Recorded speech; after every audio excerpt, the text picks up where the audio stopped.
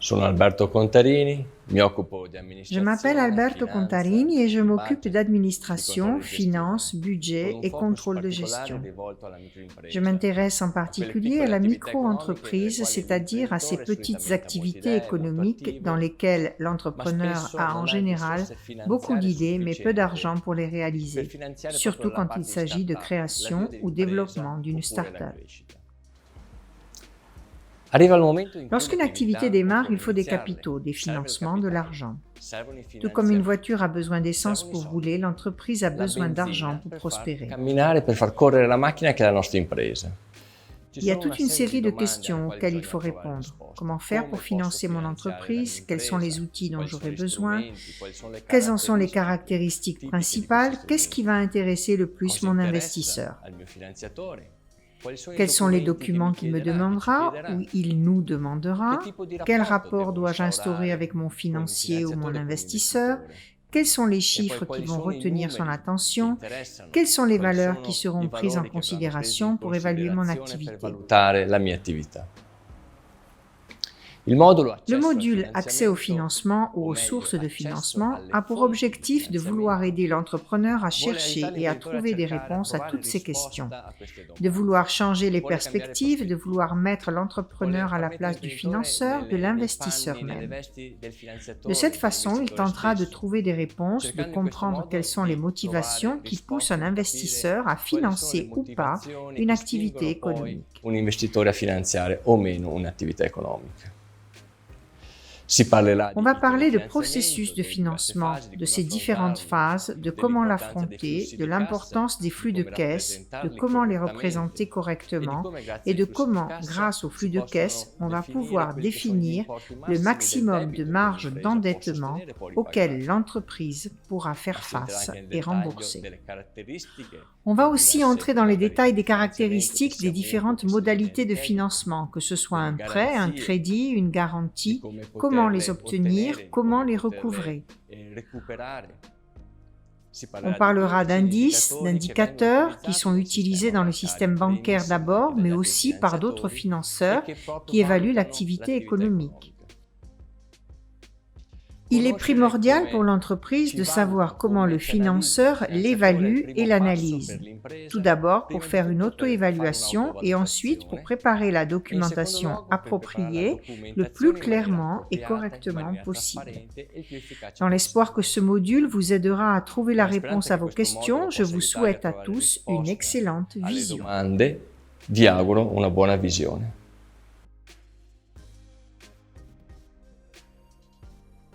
L'objectif de cette leçon vidéo est de donner des indications utiles afin d'accéder à des possibilités de financement pour ton entreprise.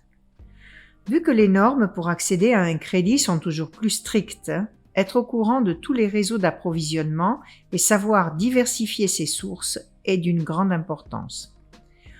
Au cours de cette leçon vidéo, nous examinerons ensemble les mécanismes à travers lesquels une entreprise peut obtenir un crédit et quels sont les critères pour présenter une documentation transparente et claire.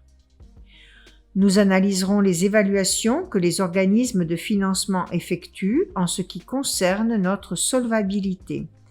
Et enfin, nous découvrirons tous les nouveaux moyens d'accès au crédit introduits par les dernières innovations technologiques et par les nouvelles lois qui tiennent compte de la globalisation croissante des marchés. Prêt? Alors, c'est parti!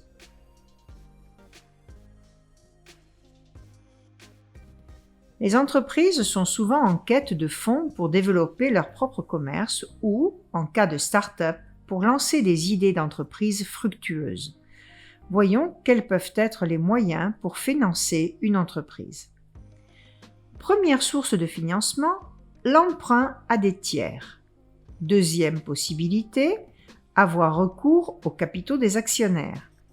Il existe enfin diverses formes de subventions à fonds perdus. En cas d'emprunt à des tiers, l'entreprise, qu'elle soit jeune ou affirmée, s'adresse à des éléments institutionnels tels que les banques ou autres fonds d'investissement qui, en contrepartie du prêt, percevront des intérêts sur le capital. Dans ce cas, le risque commercial pèse essentiellement sur les épaules de l'entrepreneur qui fournit les garanties nécessaires à l'obtention du capital après avoir examiné les modalités et les temps de remboursement du prêt. En cas de recours au capital des partenaires, les fonds qui sont mis à disposition sont investis dans l'entreprise. Le risque est partagé ainsi que l'engagement à maintenir leur quote-part le temps nécessaire à la consolidation des résultats. Les subventions à fonds perdus sont des donations effectuées généralement à titre bénévole par des institutions qui n'exigent pas de restitution. Dans la plupart des cas, les entreprises qui en bénéficient sont des associations du secteur tertiaire ou des sujets qui en garantissent l'utilisation bénévole. L'entreprise destinataire, qu'elle soit sociale ou à but lucratif, devra fournir un compte-rendu transparent afin d'éviter le non-remboursement de la somme établie.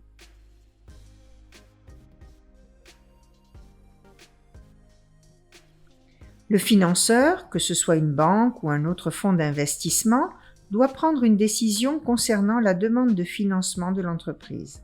Et pour cela, il va prendre en considération 2 critères essentiels. La solvabilité de l'entreprise. L'entreprise est-elle assez solide économiquement pour pouvoir rembourser le prêt accordé? La fiabilité de l'entreprise, contrôlable à travers sa crédibilité et sa réputation, et sur la base de l'historique des dettes remboursées, vérifier qu'elles soient à même d'effectuer le remboursement du prêt accordé. Comment évaluer la solvabilité et la crédibilité de l'entreprise? Grâce à différents moyens d'information. L'histoire des entreprises et des particuliers est retracée à travers un mécanisme de réseau bien consolidé en mesure de fournir des informations essentiellement quantitatives. Les instruments de repérage des informations sont nombreux. Celui que l'on utilise le plus fréquemment en Italie est le CRIF, concernant les financements demandés et accordés aux particuliers et aux entreprises. On peut aussi interroger la Centrale dei Rischi, un système d'information qui suit l'évolution de l'endettement des personnes physiques et juridiques vis-à-vis des banques ou des sociétés de financement. Le financeur peut contrôler aussi d'autres données, telles que la présence de plaintes ou procédures de règlement judiciaire à l'encontre de l'entrepreneur, comme une faillite ou un concordat. Et il peut aussi consulter la visura camerale ou le document attestant l'existence juridique d'une entreprise qui permet de connaître toutes les données personnelles de l'entreprise. L'organisme de crédit peut aussi rechercher des informations qualitatives à travers le site internet de l'entreprise ou sur d'autres bases de données qui révéleront ses habitudes en matière de paiement. Toutes ces informations, quantitatives et qualitatives, sont considérées appropriées si elles sont mises à jour régulièrement. Il est donc indispensable de posséder un instrument de divulgation volontaire qui transmette toutes les informations sur la qualité, la quantité et le développement de ton entreprise.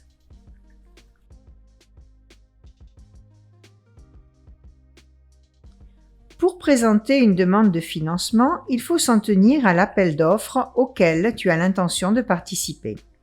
Il est important de préparer un dossier qui présente ton entreprise et son plan financier ou business plan. La demande doit être accompagnée d'une série d'éléments clés qui permettront au financeur d'évaluer ta proposition. Bien entendu, si ton entreprise est une start-up, tu n'auras aucun bilan à joindre. En général, lors d'une demande de financement, on te demandera de présenter les documents suivants. Les documents fondateurs, comme le statut de l'entreprise, les certificats d'inscription, les documents d'identité, les arrêtés de nomination du représentant légal, les formulaires de déclaration de revenus, le certificat d'inscription à la chambre de commerce et les coordonnées bancaires du compte courant. Les documents financiers, comme le business plan ou plan budgétaire, les bilans annuels, les flux de trésorerie, le détail de l'exposition financière, l'attestation de paiement des impôts, l'analyse et le détail de créances et de dettes. D'éventuels documents complémentaires comme l'analyse et le détail des valeurs immobilisées, l'exposition sur la centrale des sociétés de crédit, les contrats d'assurance, les contrats avec les professionnels externes, les contrats de vente et le curriculum vitae de l'entrepreneur. Le bilan que tu vas soumettre au financeur représente une documentation particulièrement importante. Le budget de fonctionnement est composé par l'état du patrimoine, qui représente la composition quantitative et qualitative du patrimoine de la société, le compte des profits et pertes, qui expose le bilan économique de l'entreprise en mettant en évidence les dépenses et les gains, l'annexe aux états financiers, qui explique les critères appliqués pour l'évaluation des états financiers.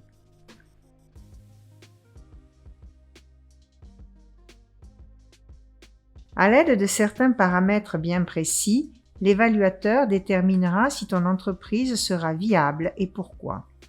Il est donc important que toi-même tu connaisses et utilises ces paramètres pour pouvoir faire une auto-évaluation de ta demande de financement. La personne qui examine ta demande de crédit va tenir compte de l'équilibre financier et économique de ton entreprise et de la façon dont ta programmation budgétaire parvient à soutenir les flux de trésorerie. Les banques peuvent même faire appel à des agents spécialisés pour établir un rating, c'est-à-dire une évaluation précise de ton dossier. Il est donc opportun de savoir communiquer clairement ta proposition de financement. L'équilibre financier considère les ressources et les utilisations de financement mis en évidence par l'état patrimonial. Pour analyser le bilan, l'état patrimonial est divisé en 5 grandes catégories. Les activités sont composées par des valeurs immobilisées, par l'actif courant et circulant, par le passif hors des capitaux propres, par les endettements à moyen et long terme, par les passifs à court terme. L'équilibre économique concerne les coûts et les recettes de l'entreprise qui proviennent du compte de profits et pertes, un dispositif qui permet de calculer le montant des coûts et des recettes de ton activité et de vérifier que les indices de rentabilité qui y sont liés fournissent des résultats positifs.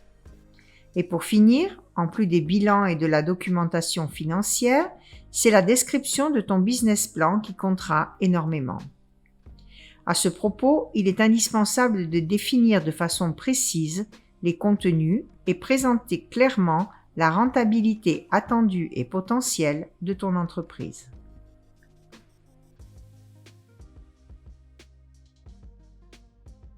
Il est possible que le financeur exige que la demande de crédit soit accompagnée de garanties.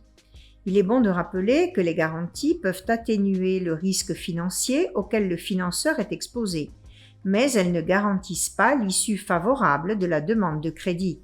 Car si l'entreprise n'est pas viable ou si sa capacité de remboursement n'est pas suffisante, la réponse sera négative. Les formules de garantie peuvent être réelles, personnelles, atypiques, publiques, de consortium. Voyons-en quelques-unes. L'hypothèque, c'est une garantie réelle qui grève sur l'immobilier, les biens mobiliers enregistrés et les droits réels de jouissance tels que l'usufruit et l'habitation.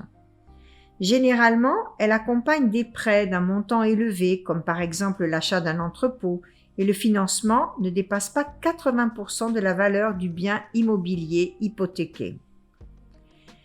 L'hypothèque est enregistrée dans un registre public permettant aux créanciers d'entrer en possession du bien au cas où la dette ne serait pas remboursée. Le gage, par contre, concerne les seuls biens mobiliers, tels que les titres, les créances et les sommes d'argent. En cas de non-remboursement du prêt, la banque prend possession du bien même s'il n'est pas enregistré au registre public. La fidéution, c'est la forme majeure de garantie personnelle que la banque peut exiger. Le signataire est le garant du financement vis-à-vis de la banque, donc c'est sur lui que retombe le remboursement du prêt en cas de non-paiement. La cession de crédit, C'est un accord par lequel le crédit est cédé. En cas de non-remboursement, le créancier procède au recouvrement de la somme. Le moyen du mandat de recouvrement permet à l'emprunteur de recouvrir ses dettes à travers un intermédiaire.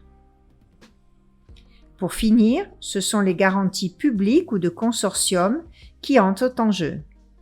Un des principaux moyens pour faciliter l'accès à un crédit, c'est l'utilisation du fonds de garantie pour les PMI, petites et moyennes entreprises. Ce fonds, contrairement au financement accordé par les banques ou autres organismes, donne une garantie publique qui accompagne ou remplace les garanties réelles fournies par l'entreprise. Les consortiums de garantie collective de crédit, Confidi en Italie, sont des organismes importants auxquels s'adresser. La garantie du consortium est basée sur le principe de la mutualité. À l'aide de collecte de fonds entre PMI, l'accès au crédit est facilité. Rappelons qu'en aucun cas, le fonds de garantie et le consortium de garantie n'accordent de crédit, mais ils peuvent appuyer ta demande avec leur garantie. Pour savoir si ton entreprise peut bénéficier de ces garanties, adresse-toi à ta banque.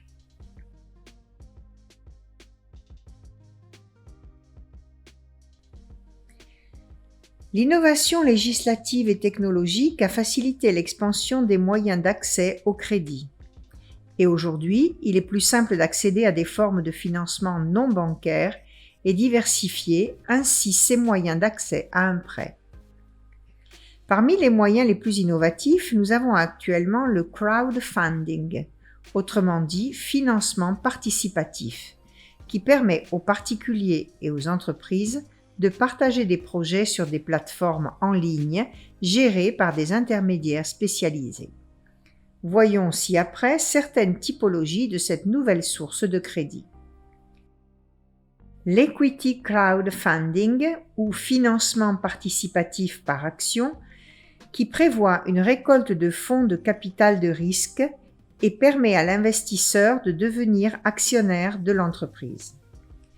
Tu peux avoir accès à cette initiative si tu es promoteur d'une start-up ou d'une PMI et tu as besoin d'un financement inférieur à 5 millions d'euros. Le Reward Crowdfunding, financement participatif sous forme de récompense, utilisé pour les campagnes de financement d'un projet précis en échange d'une récompense, un gadget ou une part des gains obtenus grâce au projet. Le prêt crowdfunding se base sur un mécanisme de prêt à des particuliers à restituer à travers la plateforme dans les temps et au taux établi avec le gérant, qui aura recours aux moyens habituels pour évaluer ta solvabilité afin de garantir l'intérêt public. Parmi les instruments financiers intéressants, il y a les mini-bonds, qui sont, avec les lettres de change financières, des titres de créance orientés à la collecte de l'épargne de la population. Ce sont des moyens organisés qui prévoient des sommes importantes pour les entreprises, des bilans certifiés et une série de mesures de protection des créanciers. Si pour la banque, transparence et crédibilité sont importantes, pour les investisseurs privés, le public l'est encore davantage. Il est donc indispensable de présenter les éléments qui permettront aux visiteurs de la plateforme de crowdfunding de te connaître, de connaître ton historique et de pouvoir vérifier la transparence et la fiabilité de ton projet. Outre les informations techniques, tu devras raconter, à travers une série complète d'images, ton projet et le développement de l'entreprise.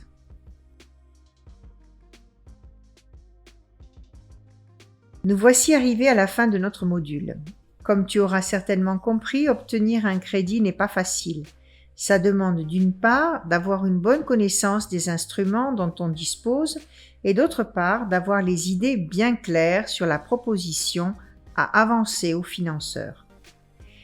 Il est important d'acquérir une bonne réputation auprès du grand public et dans les circuits de financement pour permettre à ton entreprise de se présenter de façon transparente et gagner leur confiance.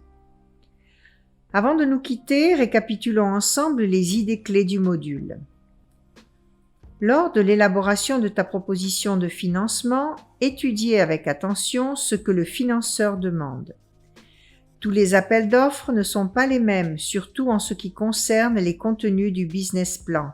La demande de crédit doit s'adapter aux lignes directrices de l'appel. Chose importante, tu dois être le premier évaluateur de ton entreprise. Les informations fournies dans ce module, unies à un bon travail de préparation, te permettront de comprendre si tu as des chances d'obtenir ton financement. N'oublie pas, la banque, comme tous les financeurs, exige des garanties qui confirment que ton entreprise sera à même de rembourser son crédit. Soigne la présentation de ta demande ainsi que ton apport personnel avec le financeur qui doit être transparent et clair. Illustre-lui ce que ton entreprise sera en mesure de réaliser à l'aide de son financement. Ne sous-estime pas les flux de trésorerie. Prouver que tu es capable de prévoir les entrées et les sorties à venir, y compris la gestion des fournisseurs et des clients, rassure le financeur sur ta capacité de rembourser le crédit. Les instruments, comme les plateformes en ligne mis à disposition par les opérateurs de technologie financière, misent sur la renommée de ton entreprise et sa fiabilité. Ce sont justement ces dynamiques relationnelles à la base de ce phénomène qui permettent aux particuliers et aux entreprises de se substituer aux banques. Dernier point, mais non le moindre, le financeur évalue le risque d'entreprise auquel tu t'exposes personnellement. Il est donc important de considérer l'investissement en fonds propres, prouvant ainsi ce que tu es disposé à risquer pour ton entreprise. Tous ces concepts seront fondamentaux pour présenter ta demande de crédit. Découvre comment dans le manuel Faire des affaires que tu trouveras sur le site de l'OIM www.italie.iom.int.